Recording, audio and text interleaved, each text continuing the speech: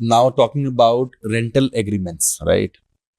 एक लैंडलॉर्ड जब एक टेनेंट को रेंटल एग्रीमेंट देता है, why is it a lot of people say it is only for 11 months? Is there a logic for this 11-month period? हमने registration act की बात की. We know that certain documents need to be compulsory registered. With respect to the rental agreement, it says rental agreements which are beyond the period of 1 year or more need to be registered. तो अब होगा क्या, अगर आप उसको registration कराने जाएंगे तो आपकी जो ईयरली रेंटल अमाउंट है उसके ऊपर स्टैम्प ड्यूटी कैलकुलेट होगी, और वो पेएबल होगी. Now to evade that stamp duty, एक इनोवेटिव तरीका निकाला गया कि क्यों ना हम अपने रेंटल एग्रीमेंट को 11 महीने कर दें. तो वो थ्रेशोल्ड भी एक्सीड नहीं हुआ, और आपने स्टैम्प ड्यूटी भी इवेड कर दी. So this is the reason कि एक ही कॉमन प्रैक्टिस बन गई कि सारे लीज एग्रीमेंट 11 महीने के हो गए, which is renewable for further periods. अगर हम इसको रजिस्टर कराते हैं तो उसके क्या बेनिफिट्स हैं for both the landlord and both the tenant? Are there benefits? तो किसी भी डॉक्यूमेंट को जो रजिस्टर्ड डॉक्यूमेंट है वो हमेशा कोर्ट में ज्यादा एक्सेप्टेबल होता है in comparison to a notarised document. क्योंकि नोटराइज्ड डॉक्यूमेंट में एक पार्टी आकर फिर भी बोल सकती है कि मैंने नहीं साइन किया, मैंने नहीं इसको नोटराइज कराया, ये पेज आपने चेंज कर दिया है. बहुत सारे डिफेंस लिए जा सकते हैं. लेकिन एक रजिस्टर्ड डॉक्यूमेंट में जो आप एक गवर्नमेंट बॉडी के सामने जाकर प्रॉपर तरीके से आपकी फोटो क्लिक होती है, आप साइन करते हैं, वहां पर विटनेस होते हैं, उसको निगेट करना और ये बोलना कि मैंने ये साइन नहीं किया और मैंने ये टर्म्स अग्री नहीं किए थे, बहुत बहुत ही ज्यादा डिफिकल्ट है. अनटिल एंड अनलेस आप कुछ एक बहुत ही बड़ा फ्रॉड बता पाओ कि ये आपके साथ प्ले हुआ है. तो इसीलिए एक रजिस्टर्ड डॉक्यूमेंट की वैल्यू थोड़ी सी बेटर हो जाती है in comparison to a notarised document. और गवर्नमेंट भी आपको, अगर आपने रजिस्टर किया है उस डॉक्यूमेंट को, तो आपको बहुत सारी जगहों पर, जैसे अगर आप मैंने देखा है ऑल्दो बैंक्स नोटराइज्ड भी एक्सेप्ट कर लेते हैं, लेकिन अगर कोई बहुत ज्यादा वैल्यू की प्रॉपर्टी है तो वो मांगते हैं कि रजिस्टर्ड डॉक्यूमेंट्स आपके पास होने चाहिए.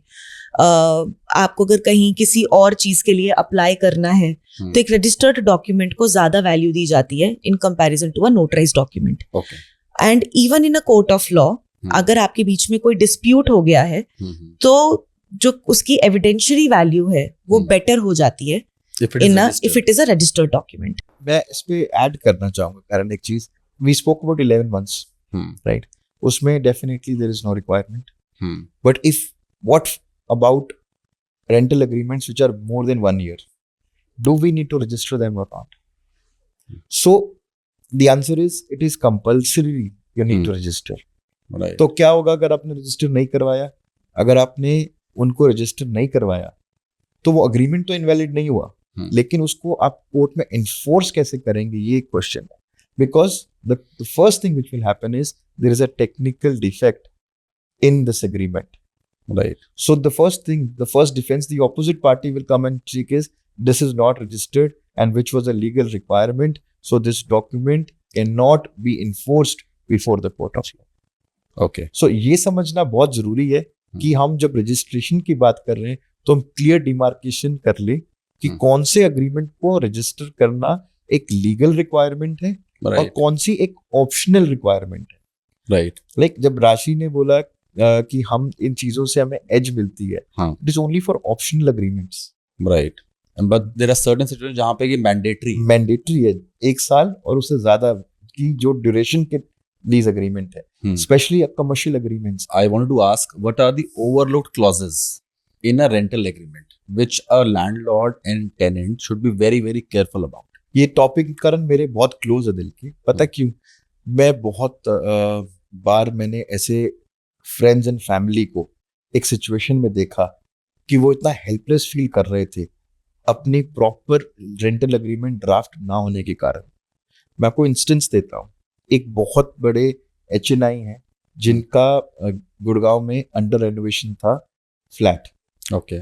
उन्होंने उसी बिल्डिंग के अंदर रेंट पे ले लिया एक और फ्लैट फॉर 6 months कि वो रेनोवेशन पूरी हो. अब उसके अंदर वो रेनोवेशन 6 महीने के अंदर कंप्लीट नहीं हो पाई। Okay. उन्होंने कुछ म्यूचुअल अग्रीमेंट्स कर लिए एक्सटेंशन के, कुछ और कर लिया, लेकिन फिर भी वो एक टाइम के बियॉन्ड जा रहा था।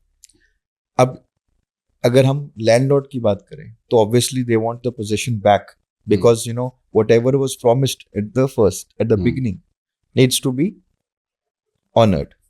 लेकिन उसने क्या किया, उसने उसको बोला कि एग्रीमेंट के अंदर लिखा हुआ है कि अगर आप खाली नहीं करेंगे तो 5,000 रुपए पर डे मैं आपसे चार्ज करूंगा as penalty over and above the rent which is payable. Okay. And he would have not seen the clause. He would have not seen the clause. अगर आप एक चीज देखें, आपके पास कोई अग्रीमेंट साइन होने के लिए आता है तो जो साइन करने के लिए भेज रहा है वो आपको 3-4 क्रॉस मार्क कर देता है, Right. और बोलता है सर यहाँ पर साइन कर दो। वो कभी नहीं बोलता सर पढ़ लो एक बार। Right. चाहे वो आपके बैंक ओपनिंग का फॉर्म हो, चाहे वो लोन डॉक्यूमेंट्स हो, आपके इंश्योरेंस डॉक्यूमेंट्स हो, और इवन फॉर दैट मैटर आपका बिल्डर बायर एग्रीमेंट हो, आपका लीज डीड हो, तो हमको एक्सेस बना के दिया जाता है यहाँ पर साइन कर दें, Right. Because that is the kind of mentality that you know we have been brought up with, कि साइन कर दो, आप नेगोशिएट ही नहीं कर सकते। Right. You don't have that bargaining power which I feel is problematic. Okay. हमें अपने राइट्स के बारे में खुद पता होना चाहिए। Unless we enforce our rights तो आपके साथ ये चीजें होती रहेंगी। Okay. So there is one term which is lock-in period in a rental arrangement. Then there is one which is a notice period. मेरे को लगता है कंज्यूमर को यहाँ भी क्लैरिटी नहीं होती कि लॉक-इन क्या है, टेन्योर क्या है ऑफ द एंटायर थिंग, और एक नोटिस पीरियड क्या है। इसको इलैबोरेट कर सकते हो for the consumer? Absolutely. I think आपने जो पिछला क्वेश्चन था उसको भी इसी के साथ ले लेंगे। जब आपने बोला what are the common provisions जो आपको ध्यान रखना चाहिए या रेड फ्लैग्स। एक रेंटल एग्रीमेंट है, एक हमें समझना पड़ेगा लीज एग्रीमेंट का पर्पस क्या है, कि आपने उनको एक सर्टेन पोर्शन ऑफ प्रॉपर्टी उनको आपने किराए पे दे दिया for a certain period. Right. किराए मींस कि you have right to possession of that property for the duration which is mentioned in the agreement, जो आपका टर्म हो गया। वो उस टर्म के अगेंस्ट आप एक सर्टेन रेंट पे करेंगे, जो उसकी कंसिडरेशन हम बोलते हैं हो गई। ठीक है। उसके बाद एक क्लॉज आता है lock in period. Now lock in period मतलब ये हो गया कि इस दौरान आप उस अग्रीमेंट को टर्मिनेट नहीं कर सकते। उस लॉक इन पीरियड में द कंज्यूमर और द लैंडलॉर्ड और tenant agreement stage on, that is the minimum mandate period जो हम बात कर रहे हैं। तो if it is lock in of 6 months, तो 6 months से पहले अगर वो लॉक इन को वेव ऑफ करवाते हैं, then the entire security amount is That is- forfeited. ऐसे क्लॉजेस होते हैं जो आप लॉयर्स डालते हैं। तो उसके अंदर बेसिकली क्या होता है, आपकी एक जनरल कमिटमेंट हो गई कि मैं 6 महीने के लिए, सपोज आपका 11 महीने का अग्रीमेंट है, आपका म्यूचुअल लॉक इन पीरियड 6 महीने का है, राइट। तो उसके कॉरस्पॉन्डिंग रेमेडी क्या है कि मैंने 6 महीने का रेंट तो आपको कमिट कर दिया। तो if I want to move out of this property in the second month, I am still liable to pay for the entire 6 months, okay, because that is the minimum period that I have agreed is the lock-in period, कि ये मेरी आपको guarantee है, इतना time तो मैं आपकी property पे एज अ टेनेंट या एज अ लैंडलॉर्ड मैं आपको दूंगा ही दूंगा। Right, got it, okay. Thank you everyone for watching the clip. If you find some value in the clip, do see the entire podcast, which is in the description link. Thank you.